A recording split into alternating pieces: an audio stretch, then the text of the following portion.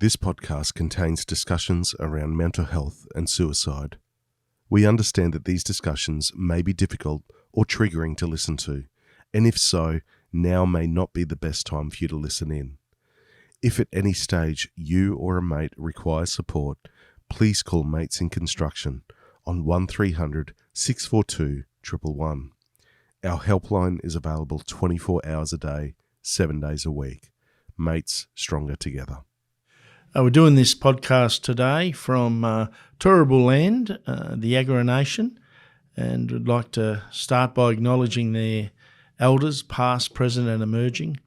As most of you know, our First Nations people, our Aboriginal brothers and sisters, when we're talking about mental health and suicide prevention, this is causing devastation in their communities.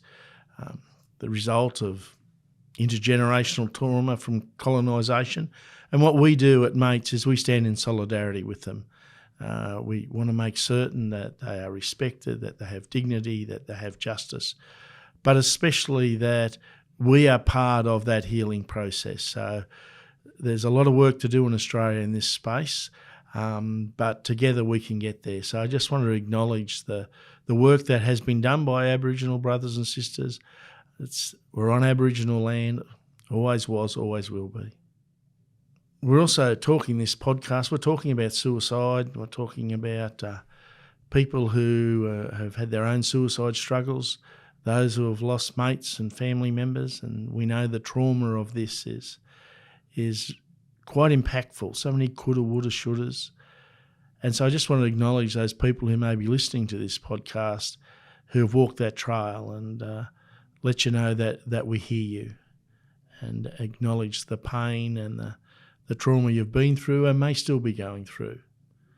Thanks for joining us for another podcast session. My name's Damien. I'm the media and comms person for Mates in Construction, Queensland, Northern Territory, and very grateful to have a man that needs a little introduction here today, Justin. Thanks for joining us, mate. How you going? Oh, mate, great. So good to be here. Always good to see your smiling eyes there behind the microphone, Dave. Same, mate. It's always a pleasure catching up, and obviously always wishing it could happen more often. So yeah good times. Looking forward to it, mate. Awesome. So let's just start a little bit about you, and I guess how you came to work with Mates, and Look, it's I was born at an early age, mate. You know, we'll start with that dad joke. Just a warning for everyone as well. The dad jokes will be thick and fast and of the highest caliber. So indeed, pen and paper, you'll get some good ones out of it. It's a low bar, mate. It's a low bar. I'm a plumber by trade, so 30-odd years in the game. I battled most of my life. Probably I was thinking in terms of my first hospitalisation. I've battled probably 3 or 4 decades with suicidality, mental illness. I have a diagnosis of bipolar type 2. Yep. Battled that most of my life, but the reality is I'm still here today. So rather than switch on that deficit model, it's something that I've negotiated over all of my life, some good choices and some poor choices, and some moments of really tough stuff and psychotic episodes and things like that. But all in all, I'm pretty grateful for some of the gifts that bipolar brings as well. It's seen me marry a beautiful woman of 29 years. We've been married this year. Wow. 2 beautiful IVF kids that are a bit too cheeky for my liking, both 18 and 15 now. So so really privileged to have that solid family behind me, a mum and dad who loved me back in New Zealand, and a couple of brothers and sister-in-laws over there as well. But I sort of joined Mates back in 2017, I believe. So some time now. But it was one of those sort of things. I worked in the railways for 20 odd years, and then I went out plumbing by myself. So I had my own little plumbing business.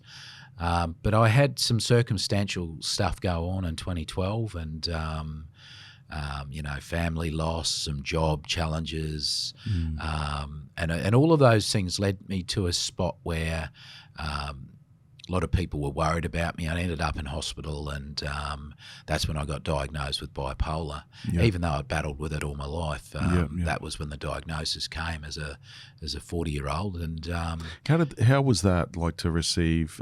I've heard a few people say that when they receive a diagnosis, it kind of answers a lot of questions for them. Yeah, look, it's how was that for you? Yeah, no, it's a really great question. I think for me, it was sort of bipolar in response. It was like, some of those, and my wife would go, that's why. So some of those things, but it was the flip side of that was, you know what, I'm not defined by a diagnosis. 100%. Yeah. It certainly makes up a part of who I am, but it doesn't make up the whole. Yeah. It is just, one part of who I am. There's many layers that are just in Geange. Yeah. So it was like, how dare you define me? But those two, that sort of that dual meaning, I suppose, for me. Yeah. That okay, and it did give me a little bit of peace. It's like, okay, yep, and now I could understand that aspect. It actually helped me put in some scaffolding around, okay, if I know this is going to be Cycliffe, if I know this is going to be part of my world, then I can put in protective factors and things like that. So it was good in that respect, but also, no one likes to be pigeonholed, and for sure, for sure. But and that for me, 2013 came around, and I went south pretty quickly, and a major attempt in August of that year, and that was probably so. Some people say you got to hit rock bottom before you can actually start climbing your way out. For me, that was my rock bottom. Gotcha. And I guess for me, that is a large proportion of why I do what I do today. Yep. So if I hadn't have gone through all of that, and it took a couple of years. So I was without a job for a couple of years after that major breakdown, and so I was working with my case manager, and I had no vision for the future. I couldn't see me getting a job at all. Now I had a diagnosis, and I was flat out getting out of bed to make myself a cup of tea. Yeah, how could I function back in the workforce after that? And so. Yeah, it took me a number of years or months leading into years, and then he suggested there was a position going called a peer support worker. Yep. And so I ended up working for another charity, Nehemiah National, that would support people with mental illness, that were wanting to achieve goals or reintroduce themselves into society after incarceration for lengths of time. And so that was my get back into the workforce, was actually doing something totally left of field of what I was doing as a plumber and as a railway worker. Just for everyone's benefit as well, I know many people would understand what a peer support worker is, but do you want to just talk briefly around what that actually is, just so those that haven't heard absolutely that before. So the word peer is basically the only qualifications I needed for that role was having a mental illness. Yeah, and so it's a case of a peer support worker they're not a clinician. Yeah. They're just someone who supports, who might understand what someone's going through, but will never fully understand. We all walk our own journeys, but sometimes people feel more comfortable to walk a path beside someone who might have walked similar paths. Gotcha. Yep. And so a peer support worker would ultimately be that person that you're not there to diagnose, you're not there to make sure they do this or that. You actually walk with someone and support them in their achieving their goals or their wanting to get into society. Some of the things I would do would be... So really coming to that conversation and that relationship with an understanding. Yeah, absolutely. And just knowing that, hey, just 6 months earlier, I had no capacity to make a cup of tea, let alone a meal. Yeah. And so now I'm working with someone, and I remember one person, all they wanted to do was learn how to make toffee. Awesome. And so we would go, okay, well, let's go from the start. We probably need some ingredients. So we need to work out how to catch a bus so we could get to the shop, so we could get the ingredients, so that we could come home and we could make this toffee. And then we had to work out, well, what recipes do we need? So I know that sounds simplistic to a lot of people out there, but for some of us in the midst of crisis, in the midst of mental illness, those things that other people take for granted are some of the most complex things. And so if you can walk with someone through that process, understanding that, hey, I was right there. Yeah. I was there many months ago. Yeah. But together we'll get through this. And we made some pretty bad toffee, and you know, but I mean, it's not about the end result. It's actually about the process. And I found it so rewarding, you know, because I wasn't there trying to fix anyone or do anything, and it really taught me a lot about listening and being still. A lot of the time we can go in and just go into fix-it mode and just do things for people thinking we're helping. But I learnt that I needed to actually, in order to help someone, I needed to help them be fully understanding what they were doing. So me doing things for something is not a help in that situation. So it was just me being with that person. And there would be days where I'd be with people that were in so much crisis that all I could do was sit. Sit without judgment, sit and listen. And for a dodgy old plumber from Logan, that took a lot of learning, I suppose, on my behalf. And I brought myself to the plate, and I remember I even approached Jorgen at one stage, and I said, "Oh, we need to do mates and rail and all that sort of stuff." And he gave me a lot of wisdom on how I should start that. And you know, I think everyone looked to him to, oh, maybe you could start it, Jorgen. But that was when I first met Jorgen and John. I think it was 2014, if I recall. I think that's when I first met you. It was, as well, Damien. My moody looks on your on the other side of your camera. But and then John, then they asked me to have a yarn at one of their mental health conferences. And I just got up and shared my journey, sang a song, and that was my first sort of tap into the mates. I think even after doing that, I got sponsored to go over Kokoda, and fantastic. And that was and I don't say this lightly. It was probably one of the most influential parts of my life that had a profound impact on me. Physically and emotionally shifted the way that I saw the world. Simply because a couple of people said, "We believe in you, and we want you to go and do Kokoda." And never been on my bucket list, to be honest. But that time in Kokoda changed my life. Amazing. But that was my first foray into mates, and I volunteered. I remember going down to Sydney when they released the ASRAP follow-up to the ASRAP report, having a yarn down there, and then 2017 is when I finally applied and got the gig here as a field officer. So amazing. I learnt early on, the more transparent I was with my story, it actually gave permission to my mates, my friends, my family members to be transparent with theirs. And so, you know, I always say, oh, you know, that's the gift of bipolar. Sometimes I don't have a filter. But the reality is, behind all of that, the heart and intent of any charity out there working in this space is that we want to empower other people to get help when they need it most. Yeah. And if we can do that through a story, stories have been told for millenniums. Yeah.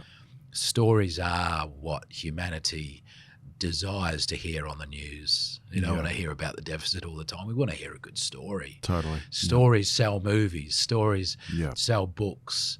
And all I'm doing is sharing just my story. It's not dissimilar to many other stories out there. It's not unique. It is unique to me. Yeah, yeah, of course. But for me, it became about how often can I get my story out there to ensure that it empowers other people to share their story and maybe reach someone in their circle. Absolutely. The major goal of Mates has always been to build the capacity of the industry. Yep. It's not about what Mates does, it's about what the industry does for the industry. Yep. And that obviously in the early days led to the development of the general awareness training, connector training, and obviously bringing on assist training as well. And you've been very heavily involved with recent development of new programs to help further build that capacity of the industry, for the industry to have better understanding of what it needs to do to respond to the needs of the industry. And that's the Supervisor Training Program. Do you want to talk a little bit about where the idea for that came from? Sure. And the work that you've been doing up till now? Yeah, look, I guess it all stems from the research. Mates is all about research, and back in 2019, let's go back to the start of Mates. 2006, the ASRAP report, which is a large contributing factor to what we do at Mates today, identified that a young person in our industry was 10 times more likely to take their own life than they were to die from a workplace action or incident. So we already knew from that initial report there by ASRAP, the Australian Institute of Suicide Research and Prevention, that we had some challenges in how our young people were fitting into our industry. 2019, we threw out some more research, just focusing on our apprentices, called Speak Up, Be Heard. 2020, January 2020, maybe February 2020, the report was released. Some of the recommendations that came out of that report, well, firstly, it was identified that of the respondents, 30% actually felt they'd been treated poorly. This is for apprentices. This is for apprentices. So, so the research went out to 27,000 Queensland apprentices. So all the apprentices in Queensland. We had 1,800 respondents, which is quite a significant number in terms of research. Certainly enough to give us an understanding of the reality of. Absolutely. So it was a really big chunk of understanding that we could gain from that. And so, I mean, what those 1,800 respondents said was 70% of our apprentices actually loved our industry, being treated well, loved the coin, loved the camaraderie, everything like that, love getting up and going to work every morning. So that's a good thing, 70%. If I got 70%, I'd probably be a sparky and not a plumber. But anyway. But what we found was on the flip side of that was that 30% actually said, no, we're not having such a great time in our industry.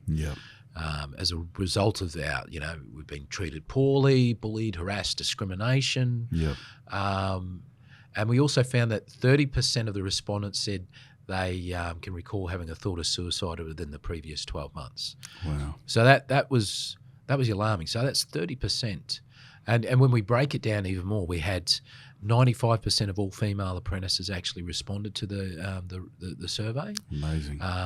So what we learned from that was that 50% of them had actually experienced poor treatment in the workplace. Yeah, wow. Bullying, discrimination, poor behaviour. So that research had a number of recommendations that came from it. So they said, well, we need to do something. We need to talk about, Mates has always been about being proactive in terms of those recommendations. And so there was a number of recommendations, but the 3 programs that we've sort of developed since that report, as a result of that report, were to do a all-of-site or an all-of-company toolbox talk in terms of bullying, harassment, discrimination. Just a 15-minute sort of, hey, we need to, bring this front of mind.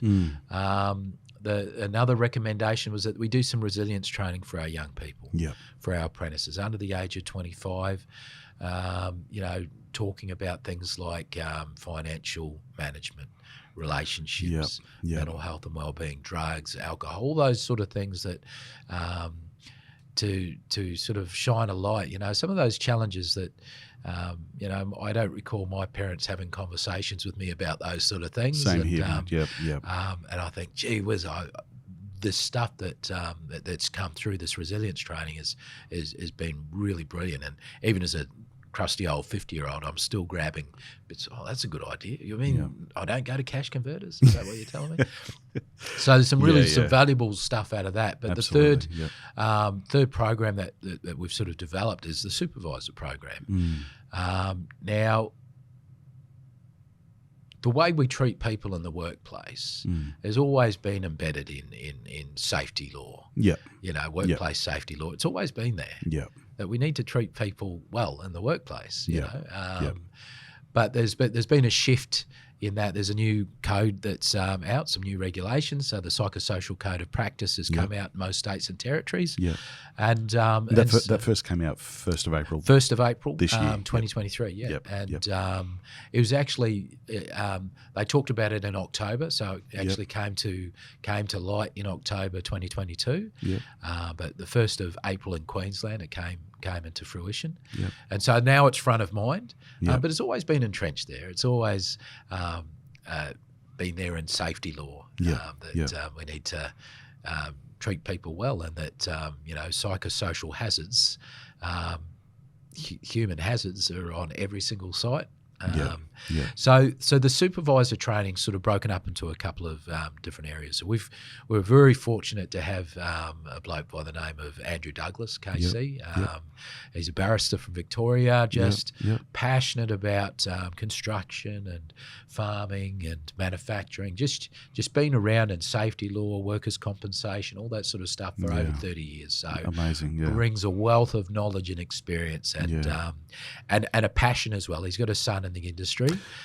And so he's just passionate about it. And so the first half of that supervisor training is around Andrew enlightening us with exactly what are psychosocial hazards and what does it say in safety law and all that sort of stuff. And so to frame it into one sentence, it's about understanding our legal obligations.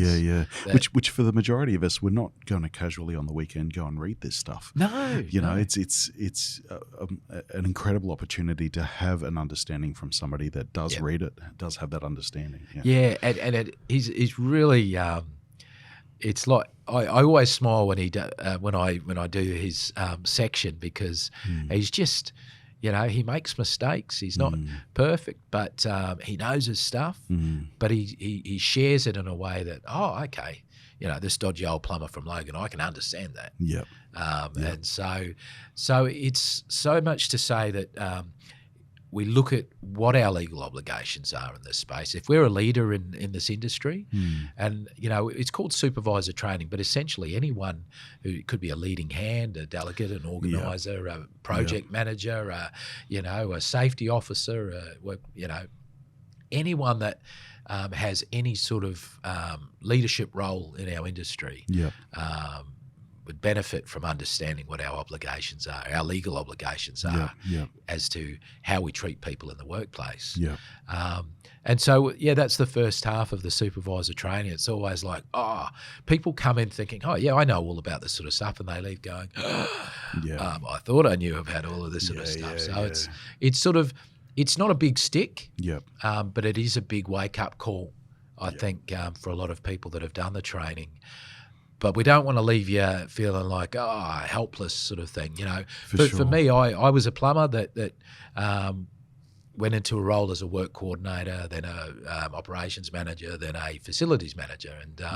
And so I know that I didn't get a lot of training as to how, stop plumbing, now you're going to be leading people over here. So the second half of our training is around that sort of stuff. How do we empower our leaders in our industry? You know, these young ones coming through, the leading hands, supervisors, those people that are coming through. So we use some principles that have been around for years. We look at different principles on how we can become more effective leaders in this space. And when we become more effective leaders, so Andrew talks a lot about the legal obligations, but he said that's when we get it wrong. So when we get it right is when getting it right is all about good leadership. That's right, Okay, and so the second half of the supervisor training is all about, well, what does good leadership look like? How can we be proactive when there's reactive stuff going on in our work sites and our workplaces? How can we be proactive? How can we get in front of this so we're not constantly putting out bushfires and things like that? And it's that sort of things that's often not seen. Like if there's a physical accident on site and it makes the news, you know, the question is, well, what the hell's going on? But what we don't see is all the planning and everything that's put in place and the amount of incidents that are avoided throughout the day. Absolutely. Which is now obviously, you know, moving into looking after people. Based on. And Andrew says it great. I love it. He goes, you can't just stare at a person and wonder what's going through their head. You actually got to have a relationship with them. So good leadership is actually getting out of your office and talking to your people. And when you are forming those relationships, and he says in construction we do it pretty well. When the banter dies down, we actually connect and talk pretty well. And he said when you form a relationship with someone, you know when they're good. But conversely, when you have that relationship, you know when they're not good. That's right. And that's the key to good leadership. Is a good leader will actually be proactive. They'll talk to people. They won't. It's quite. I've really enjoyed. I have enjoyed the actual building of this program. But it hasn't just been me. It's been all the people that have jumped in and said, "Oh, what about this and what about that?" So it's not us saying, "Hey, industry, this is what best practice is." It's about, okay, industry, let's work together. And then we've developed this program. We're still in pilot phase, which has really been the Mates approach from day one. You know, you mentioned earlier that Mates has done an incredible, or worked with universities and academics to develop an incredible amount of research, fundamentally, which just comes down to asking questions. What does the industry need? What does the industry want? And what does the industry think is going to work? Absolutely. And certainly, I've seen, the process for the supervisor training has been that, listening to industry, asking questions and sitting down and listening around what's needed. How are we going to approach this? Look, it's not the gospel according to Justin. Although I would read that. Many would, mate. Many would. but yeah, look, it's I think one of our old field officers had a saying, said it's a gift from the industry to the industry. Nice. And so that's how I see this program, and it's still developing, but that's every day's a school day. I love the fact that when I do a supervisor session, I'm not there ready to show everyone what I got. I'm actually there to facilitate learning from the room, and that's where the goal happens. Because we're not saying that we're getting this wrong. We're saying that, hey, there are a lot of us that are getting this right, and a lot of us are doing a great job, and that's where we can learn. We can learn from the legends that are already doing this sort of stuff, and so it's been a privilege to be able to watch that process. For sure.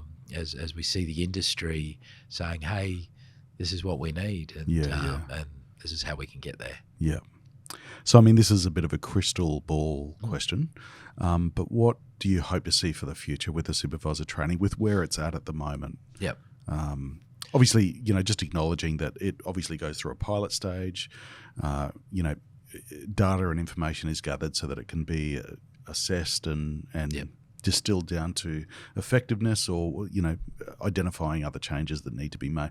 What are you hoping for the future? Where is it going? Yeah, look, I think we're all about cultural change. I was really taken aback, I think a couple of mates' lunches ago, where I heard the term "we're just a Band-Aid" scenario. And I once I stopped being so wounded, I did some reflection. I thought, well, we are. And so in terms of, we're trying to prevent stuff and we're intervening and we're supporting people, but there's a cultural gap there, the cultural divide. If we keep just fixing stuff, if we keep just building fences and all that sort of stuff, then we're not going to see effective change. So in answering your question, I would love to see supervisor training be a starting point potentially to cultural change in terms of how we treat people in our industry, not only our industry, our workplaces, our work sites, but that shift in. So when I do a toolbox talk, I'll always get someone say, hey, I treat people this way because that's how I was treated. That's that old school culture. And if we don't change that, then we're going to have to keep putting these Band-Aids on at this end of the pointy stick at what we do at Mates. And so my opinion is, or my hope is that this might be the change. And some of the feedback that we've been getting from it is that, hey, I don't think this is just for supervisors. I think this needs to be rolled out into anyone in our industry. Because understanding, it's almost like, hey, I've got something over here, but I'm not going to tell you because you don't fit the job description. That's right. We all need to understand our legal obligations. That's right. In terms of how we treat people in the workplace. We all need to feel empowered to be able to impact our workplace, for the better. So for me, that crystal ball looks like hopefully we can see some cultural shift. It's not going to happen straight away. I'm not going to change the world in 2 sessions, but might be able to do it with this group of people here. Might be able to learn from that group. So, Brilliant.